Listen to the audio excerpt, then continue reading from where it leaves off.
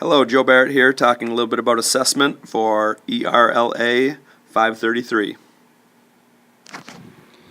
First, I'd like to talk a little bit about the difference in assessments, formative versus summative. Formative is going to be giving assessments throughout the lesson, where a summative assessment is going to give an assessment at the end of a unit.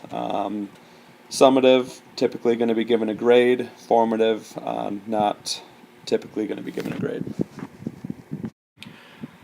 The first assessment our school gives to all high school students, 9 through 11, is going to be given by the Northwest Evaluation Association, the NWEA, and it's going to be a MAP test. It measures of academic progress, and this test is given both math and reading to all students 9 through 11, 3 times per school year. And during this process, students are given an evaluation of their progress and their grade level. I'm not a huge fan of standardized tests. This standardized test, I do like the fact it's done on the computer, immediate feedback within 24 hours and even after they're done with the test, as well as each test is individualized as far as the test finds based on right or wrong answers, level where you are getting 50% correct and incorrect, so it finds the student's level. After that, they're given a score, a RIT score. Again, the 2 tests that we give are going to be math and reading. Above is going to be the scores shown to correlate their grade level or where they should be with the score that they receive immediately after the test.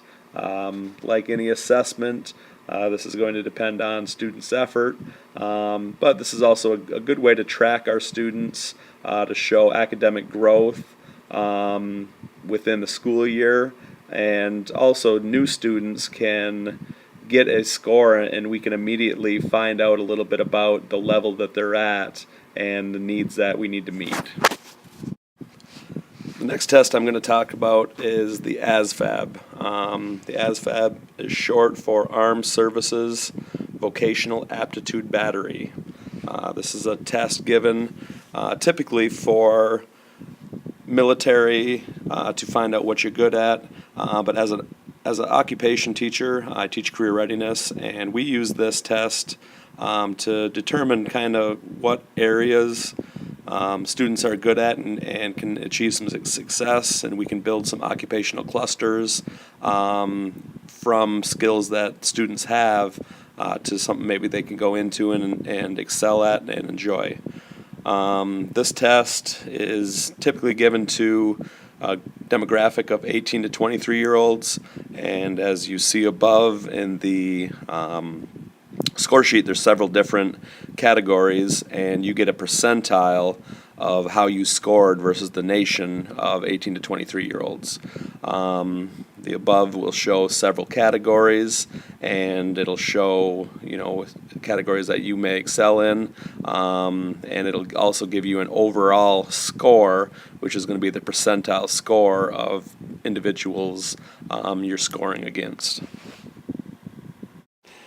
The next assessment tool I'm going to be talking about is one that our PE department has incorporated. We've used the Presidential Youth Fitness Program or fitness exam and adapted it to fit our students' needs the way we felt that would work best. We have several movements that they use. One that I can talk on right now is going to be the 1 mile run. We use this both as a formative assessment and a summative assessment for our students throughout a semester. Typically we'll run 5 to 6 times the 1 mile run with our original obviously being a baseline and then having other mile runs throughout the semester to see where we're at, kind of as a formative assessment.